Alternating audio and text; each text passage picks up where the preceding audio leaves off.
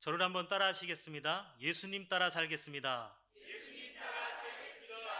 죽여주는 사람보다 살려주는 사람이 더 매력 있습니다. 네, 일단 따라하기는 했는데 무슨 뜻인가 싶으신 분들이 있네요. 설교를 잘 듣다 보면 그게 무슨 말인가 나옵니다. 그래서 주의를 하시라고 제가 앞에 이렇게 따라했습니다. 제가 오늘 설교 본문을 조금 평범하지 않게 선택을 했습니다. 여러분들 성경을 보시면 요새는 성경들이 다 문단이 잘 나눠져 있어서 20절과 21절을 보면 나누어져 있죠. 사실 20절은 앞에 것들을 요약하는 중요한 결론 부분입니다. 그렇지만 그러면서도 한편으로는 21절부터 48절까지를 도입하는 도입부 역할을 하기도 합니다. 보통은 21절부터 48절까지를 그러나 나는 너희에게 이렇게 말한다 라는 거기에 근거를 두고 6가지 반제 혹은 6가지 대조법 이렇게 부릅니다. 6가지 대조법이 나오는 이유가 무엇이냐면 바로 그 앞에 20절에 너희 의가 서기관과 바리새인들보다 더 나아야 한다라는 데 기초해서 나오는 것입니다. 자꾸 서기관과 바리새인들 2번 반복하게 되니까 바리새인들이라고 그렇게 이야기를 하도록 하겠습니다. 바리새인들 가운데 서기관들이 많이 나옵니다. 그래서 바리새인들이 지키려고 했던 율법은 이렇게 이야기하는데 율법을 성취하신 예수님은 이렇게 얘기한다라는 형식이 되겠기에 20절이 상당히 중요한 의미를 갖고 있습니다. 그러면서도 20절은 앞에 그 앞단락에 너희는 세상의 소금이고 빛이다라는 말씀들의 결론부를 형성하고 있습니다. 그 말씀을 가만히 여러분 생각해 보십시오. 바리새인과 서기관들이 아무리 율법을 지키는데 철저했더라도 그 윤리적으로 굉장히 뛰어난 모습을 보였다 할지라도 빛과 소금의 모습은 아닌 것이라는 것입니다. 그러니 너희 의가 바리새인들보다 더 나아야 된다라고 예수님께서 말씀하셨을 때 제자들이 기가 질리지 않을 수 없는 말씀이었을 것입니다. 왜냐하면 바리새인들은 굉장히 높은 수준으로 율법을 준수했는데 빛과 소금으로 살아라 말씀하시면서 그것보다도 더 나아야 한다. 바리새인들의 의보다 더 나아야 한다라고 말씀하고 있기 때문입니다. 어떻게 그들의 의보다 더 나을 수가 있는가?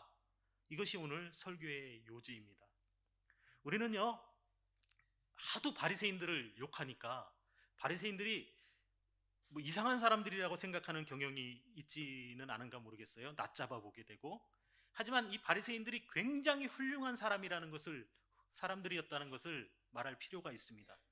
외세가 이스라엘에 침략했을 때 사람들이 막 마음에 분이 일어나서 칼을 들고 창을 들고 나가서 외세를 물리쳐야겠다라고 주장하고 있었을 때 바리새인들은 신앙을 점검하기 시작했어요. 그래서 우리가 이렇게 우리의 힘으로 나갈 것이 아니라 하나님의 말씀을 잘 가르쳐서 사람들이 하나님의 말씀에 순종하게 하고 그 말씀으로 살게 하면 하나님께서 하실 것이다 라는 생각이 있어서 백성들에게 하나님의 말씀, 율법을 잘 가르치고 가르칠 뿐만 아니라 자기들도 그 율법을 지키는데 굉장히 철저했습니다. 제가 지금부터 그래서 그 사람들이 굉장히 높은 종교적 의식들을 행하고 있었는데 제가 지금부터 이 사람들의 그들이 지키던 종교 의식이 어떤 것이었는지를 설명해 보려고 합니다. 누가복음 18장에 보면 바리새인과 세리가 성전에서 기도하는 비유가 나옵니다.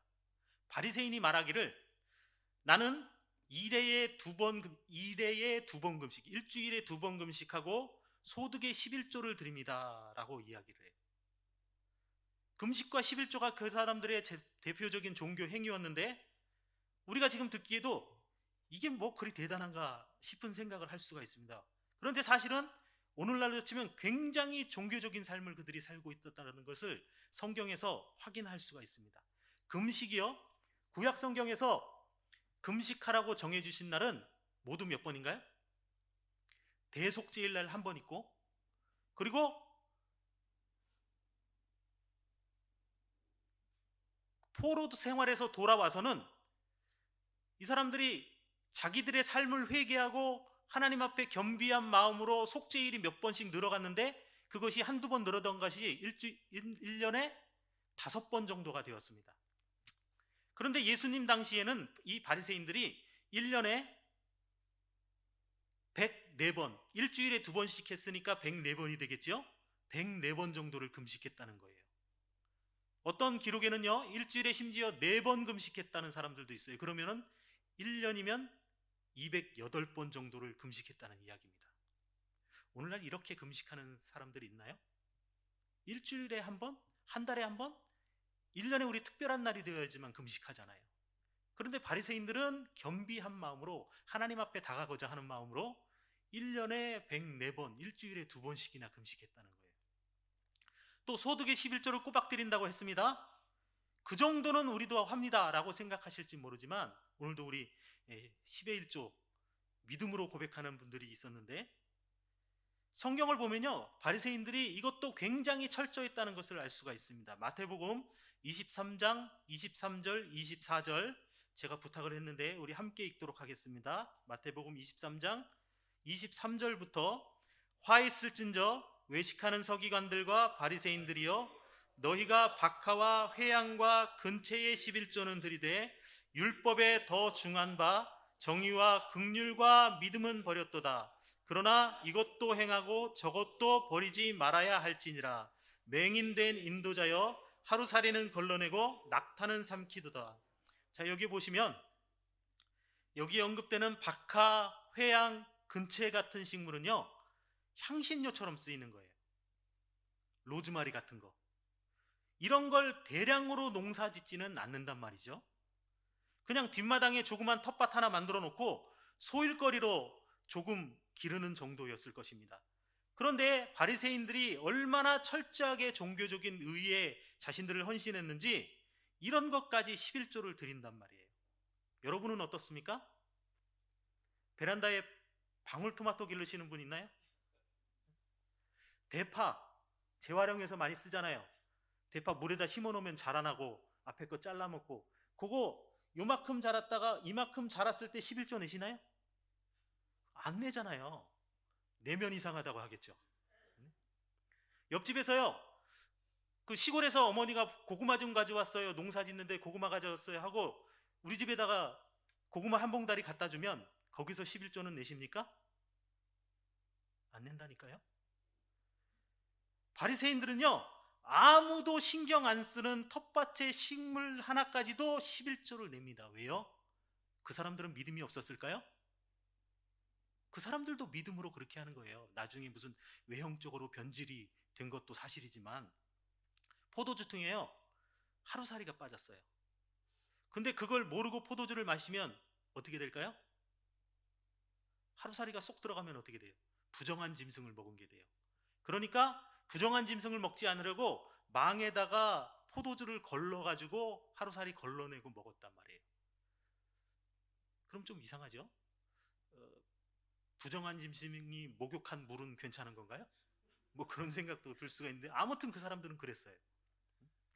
이렇게 철저히 율법을 지키는 사람들이었기에 율법의 양적인 측면으로 따지자면 제자들이 이 사람들의 의의를 뛰어넘기가 굉장히 어렵습니다.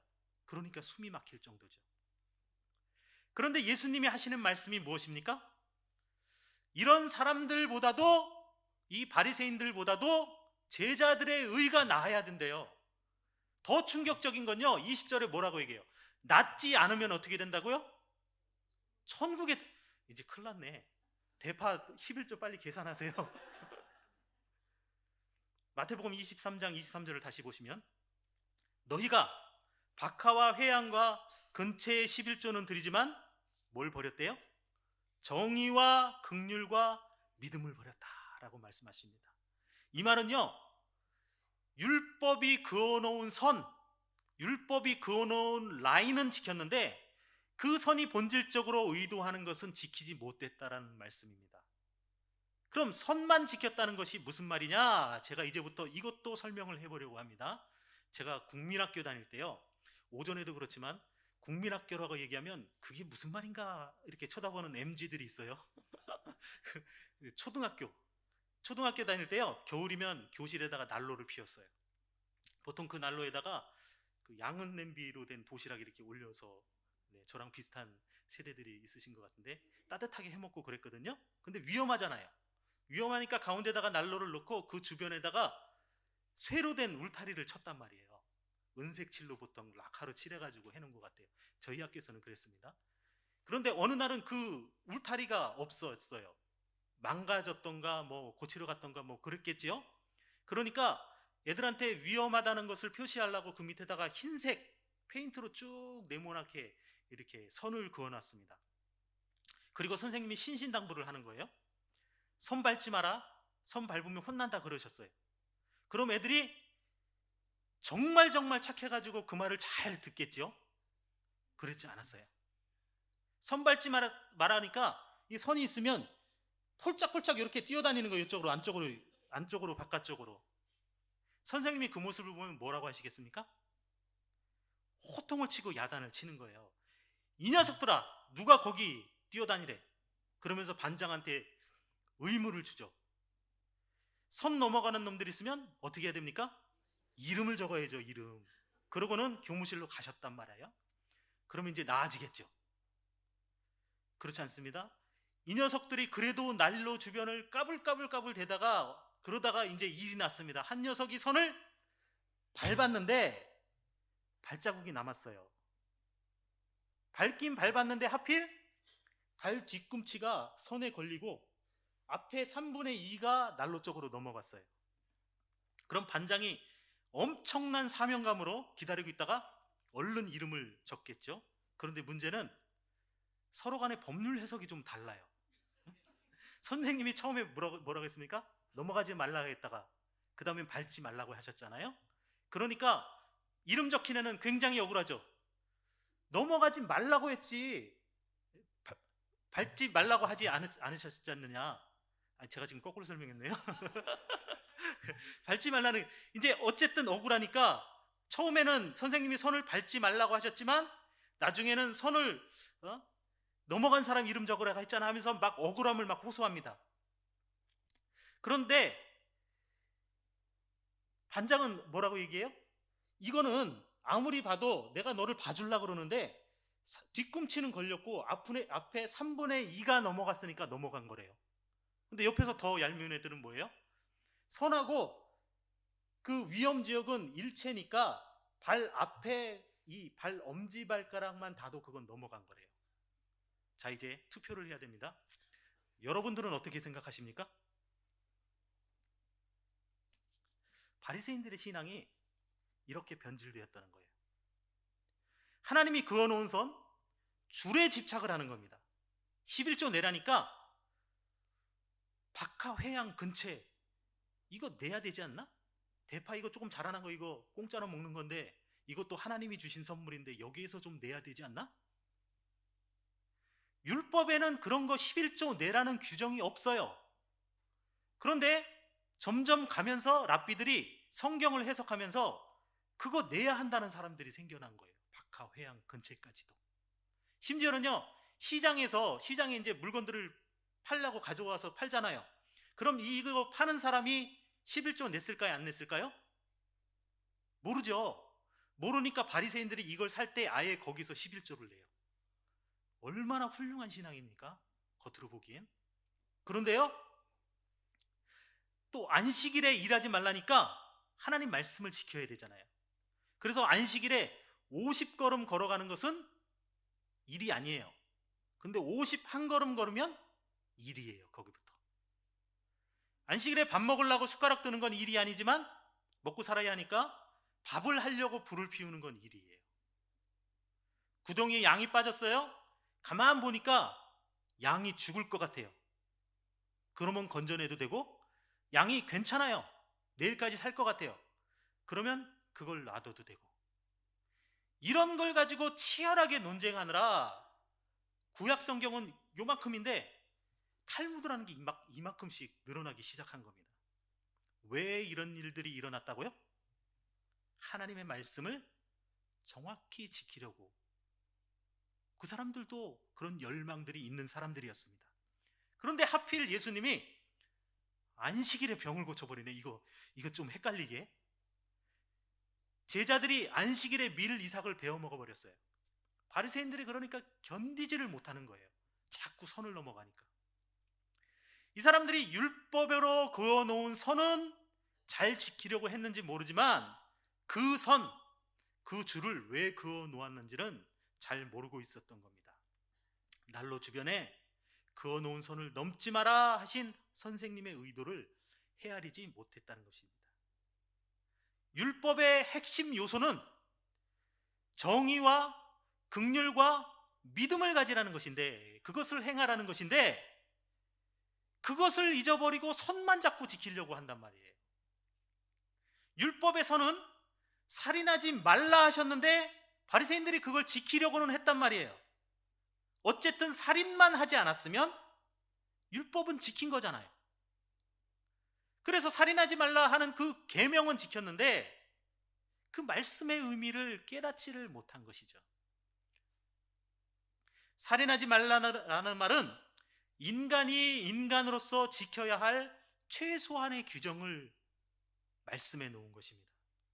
그 말로 우리에게 전달하시려는 하나님의 본래 의도가 무엇이냐면 사람은 사람을 존대해야 하고 사랑하며 살아야 한다는 것이에요. 그렇게 살려면 너희가 아무리 악한 마음을 품은 존재들이고 수초에도 너희 속에서 그 마음들을 실행에 옮기려고 하는 악한 사람이라고 할지라도 최소한의 지켜야 할 선이 있다. 사람을 죽이면 안 된다는 거예요. 여기 다 살인 얘기하니까 나랑 관계가 없는 것처럼 이제 생각들 하실지 모르겠어요. 왜 사람을 죽이면 안 되느냐? 사람과 사람 사이라는 관계가 성립이 되려면 둘 다 살아 있어야죠. 사람이 사람을 죽이면 관계라는 게 성립이 되지 않습니다. 그래서 이걸 최소한의 규정이라는 겁니다. 그렇지만 이 규정 속에 담고 있는 의미는 무엇입니까? 계명의 정신은 이웃을 사랑하라, 사람을 존중하고 사랑하라는 것입니다. 복음서에 나오는 부자 청년의 착각이 그거였어요. 주제가 이제 살인이 아니라 재물 문제로 바뀌었을 뿐입니다. 그 부자 청년이 묻지요. 선생님, 어떻게 해야 영생을 얻겠습니까? 예수님이 대답합니다. 이런 계명, 이런 계명, 이런 계명, 이웃사랑에 관한 계명들을 나열하시면서 이것을 네가 다 지켰느냐? 말하니까 부자 청년이 이야기합니다. 계명은 내가 어릴 때부터 다 지켰습니다 라고 했지만 그것은 선을 밟지 않았다는 이야기일 뿐이었습니다. 계명의 정신은 아까 뭐라고 했어요? 정의와 긍휼과 믿음이라고 했어요. 그러면 부자 청년에게 요구하신 계명의 정신은 무엇이었겠습니까?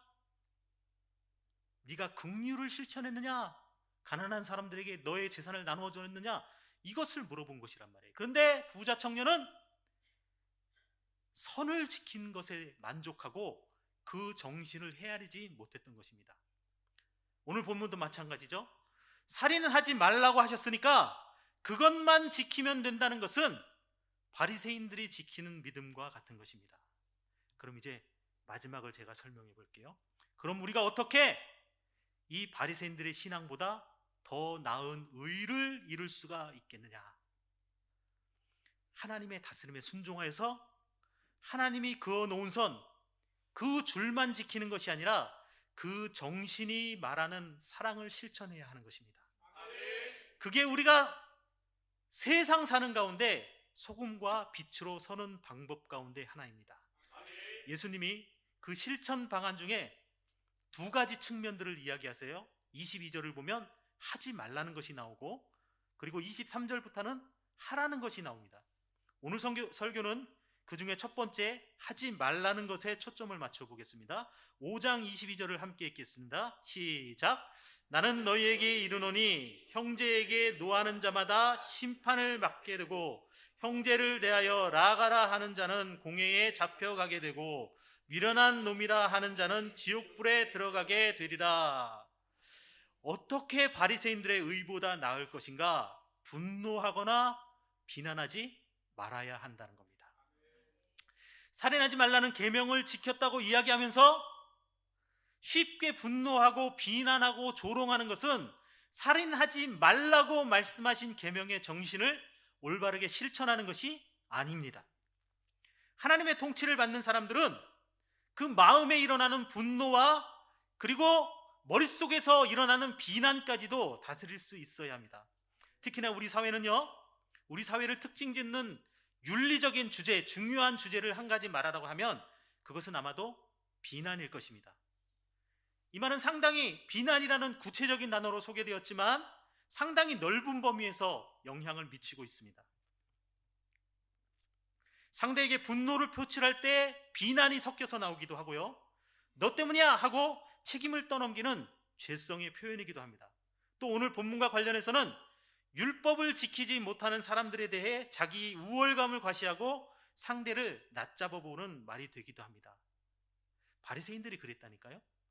율법을 지키지 못하는 사람들을 나는 이렇게 지키고 있는데 너는 왜 지키지 못하느냐 하면서 손가락질하는 그런 일들이 있어요. 그래서 산상설교에서도 예수님이 비난하지 말라 이 얘기들을 하시지 않습니까? 마치 바리새인들이 나는 저 세리와 같지 않음을 감사합니다 라고 하는 것과 같단 말이에요. 그런데 우리가 소금과 빛으로 사야 할 사회는 이런 비난이 구석구석 영향을 헤집고 발휘하고 있는 것 같습니다. 여러분들의 삶 가운데서도 굉장히 밀접하게 친근하게, 심지어는 우리 가정 안에서도 가족이라는 서로를 향하여서 비난이라는 화살은 계속해서 공격적인 형태를 띠게 됩니다. 더군다나 표현이 굉장히 자유로운 시대잖아요. 그게 이 표현의 자유라는 것이 아주 막강한 파급력과 힘을 발휘합니다. 그래서 정치판에서는요, 서로 약속을 해요. 처음에 시작할 때는 비난하지 맙시다, 흑색선전하지 맙시다. 이래놓고 점점 정치가 과열되면 어떻게 돼요? 사돈의 팔촌까지 싹 뒤져가지고 비난하고 깎아내리고 거짓 뉴스 퍼뜨려가지고 회복하는 건 네 몫이지, 증명하는 건 네 몫이지 내 몫은 아니다, 이렇게 되어버리잖아요. 진흙탕이 되어버리잖아요. 우리는 뭐 정치가들이 아니니까 그것보다도 좀 더 밀접하게 우리와 상관 있는 이야기들을 해보자면 인터넷이라는 악플, 거기서 비난이 얼마나 뛰어난 강력한 위력을 과시하는지 모릅니다. 그런데 비난의 특징이 뭐예요? 나는 시원한데 내가 시원한 만큼 비난을 받는 사람은 아프다는 거예요. 제가요, 예전에 인터넷을 보니까 굉장히 오래된 일이에요. 한 15년쯤 지난 것 같아요. 얼핏 제가 계산해 보니까 어떤 아주머니가 있어요. 여러분들 아실지 몰라요. 빵상 아주머니, 빵상 아주머니라고 하나요? 빵상 아줌마. 좀 정신세계가 독특하신 분이죠. 이 사람을 놀리는 댓글들이 막 올라왔어요. 어떤 사람들은 막 조롱하고 어떤 사람들은 이런 쓰레기 같은 사람이 있는가 하는 투로 막 비난을 퍼붓는 겁니다. 그런데 슈퍼맨이 나타났어요. 어떤 도덕적인 분이 그걸 보시고는 당신들 이러지 말아라, 왜 사람을 반대로 바보를 만드느냐 하면서 댓글을 그 밑에다가 달아놨단 말이죠. 그러니까 이제 제가 목사예요. 목사니까 그것을 보고 이 분위기를 이어가야겠다. 그래서 그분의 댓글 아래다가 또 댓글을 달았습니다. 맞습니다.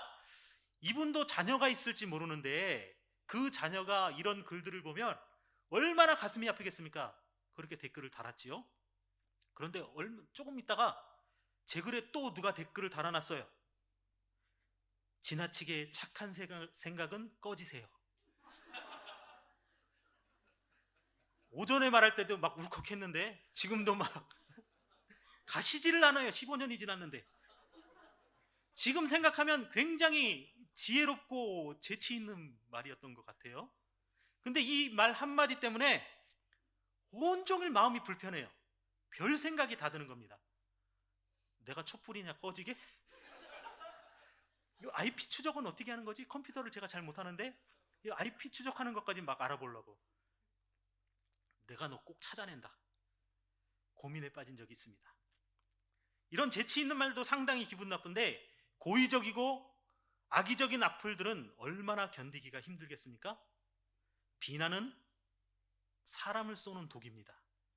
그 독이 결국엔 사람의 정신과 폐부를 파고들어서 그 사람뿐 아니라 가족에게 영향을 미치고 심지어는 자살까지 하는 이런 일들까지 이르는 게 얼마나 많이 그 예를 찾아볼 수가 있겠습니까? 이런 사회적인 병폐 속에서 하나님의 통치를 받는 그리스도인, 율법을 성취하신, 율법의 본래적 의미를 회복하신 예수님의 제자된 우리는 어떻게 살아야겠습니까? 과연 우리가 살인하지 말라는 계명의 성취적인 의미, 그 정신을 바르게 실천하며 살고 있습니까? 우리 안에서부터 쉽게 비난하는 것을 멈추는 연습을 해야 합니다. 연습이라고 말했지만 사실은 하나님의 다스림에 복종하는 것입니다. 우리가 내뱉은 서투른 말 한마디, 멸시하는 말, 조롱하는 말, 비난 때문에 누군가 깊은 상심에 빠지고 이를 악문다고 하십시오. 생각해 보십시오. 내가 저 사람 때문에 정말 교회 다닐 맛이 안 나? 그거요, 그냥 그 상태로 그치는 건 아닙니다. 그걸 가지고 하나님 앞에 나와서 기도 제목을 삼는단 말이에요. 특히 농담 좋아하시는 분들 주의하십시오. 저 농담하는 거 굉장히 좋아하는데 농담이란요, 누군가를 살짝 깎아내려서, 제가 그걸 자주 하니까 살짝이라고 이야기했어요. 살짝 깎아내려서 주변에 웃음을 유발하는 경우가 많습니다. 그렇죠? 그런데 바보가 된 그 사람에게는 그 정도를 우리가 측정할 수 없기 때문에 마치 독 있는 화살을 맞은 것 같아서 마음이 썩고 깊은 시름에 잠기게 만들고 복수의 칼을 갈게 만듭니다. 나는 뭐 그런 거에 신경 써 라고 이야기할지 모르지만 그 사람의 심장은 이미 쏘는 독으로 치명상을 입은 상태인 거예요. 나가 텅 비었다는 말입니다. 멍청이, 저 등신이 저것도 못하네. 여러분, 살인하지 말라 이 계명, 이 줄의 의미는 무엇입니까? 이것은 사람과 사람이 지켜야 할 최소 규정에 불과한 거예요. 바리새인들은 이거 지키느라고 이 선을 밟지 않으려고 울타리에 울타리를 치고 애를 썼지만 그 정신을 놓치고 말았습니다. 그럼 이 줄의 의미, 율법이 요구하는 본래의 지향점은 무엇인가요? 그것은 이웃을 위해 자기 목숨까지도 내어주는 것입니다. 예수님이 그렇게 하셨어요. 예수님이 자기 목숨을 들여 사람과 사람 사이의 관계, 사람과 하나님 사이의 관계를 회복하셨습니다. 분명 아이러니죠? 둘 중에 하나가 죽으면 관계가 성립되질 않아요. 그런데 둘 중에 내가 죽으면 관계는 완성이 됩니다. 자기를 부인하고 자기 십자가를 지고 나를 따르라. 이것은 우리의 인간 관계 속에서도 나타나야 하는 것입니다. 나를 굽히면 상대가 살아납니다. 죽여주는 사람보다 살려주는 사람이 더 매력이 있는 것입니다. 우리는 최소의 규정에 만족하면서 남을 비판하는 자가 아니라 예수님의 희생으로 말미암아 회복되고 성취된 율법의 본래 지향점인 사랑을 향해서 나아가야 합니다. 이를 위해서 비난과 분노를 멈추시고 위로하고 격려하며 사십시오. 절망에 있는 사람에게 용기와 소망을 주는 말로 사십시오. 그것이 율법의 정신을 지키며 사는 것입니다. 그것이 소금이요 빛된 삶입니다. 하나님의 통치를 받는 사람들은 세상 가운데 이런 특징이 현격하게 드러나야 하는 것입니다. 기도하겠습니다.